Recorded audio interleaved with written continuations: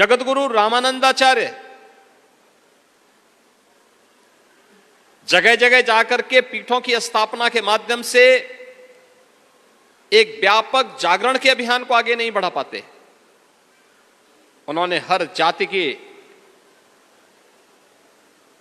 भक्तों को अपनी श्रृंखला के साथ जोड़ करके उन्हें व्यापक धर्म जागरण के अभियान के साथ लगाया था।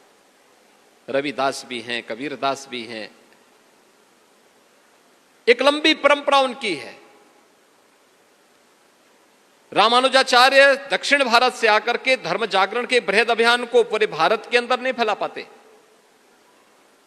आचार्यों की परंपरा महायोगी गुरु गोरक्षनाथ की हो, भारत के पूज्य संतों की हो, ऋषियों की हो, मुनियों की हो, ये सभी भारत को जोड़ने वाली परंपरा है, भारत को एकता के सूत्र में बांधने वाली परंपरा है, तोड़ने वाली नहीं। याद करिए,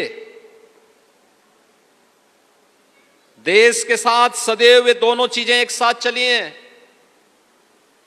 एक जो तोड़ने वाली रही है, विध्वंसक रही है, प्राचीन काल से ही उन्हें समाज ने असुर बोला क्योंकि विध्वंसक रहे हैं।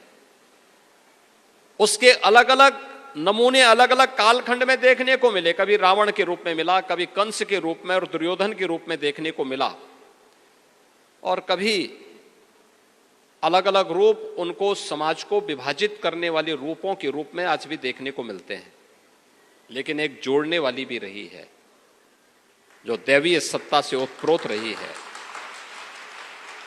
ऋषि मुनि उसका प्रतिनिधित्व करते रहे हैं।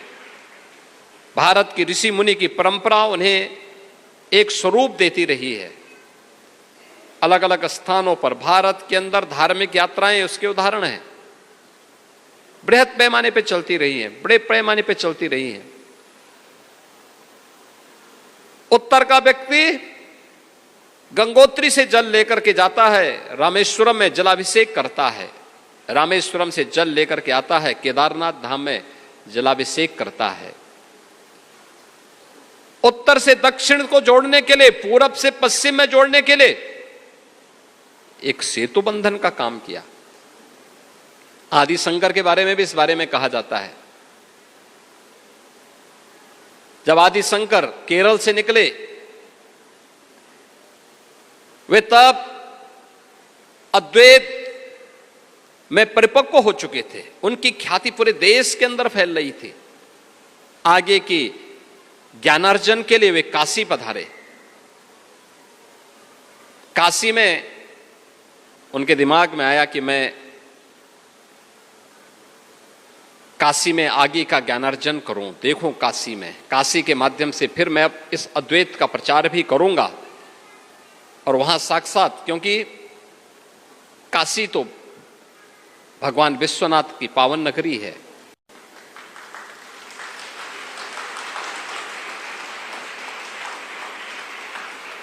काशी के बारे में यही मान्यता है, जो ज्ञान व्यापी कूप है वह कोई एक स्ट्रक्चर नहीं है और कोई एक नमूना नहीं है,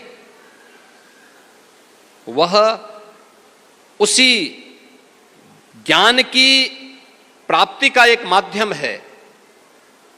साक्षात विश्वनाथ के प्रतीक के रूप में जो पूरी दुनिया का ज्ञान की प्राप्ति का माध्यम है, उसका प्रतीक है।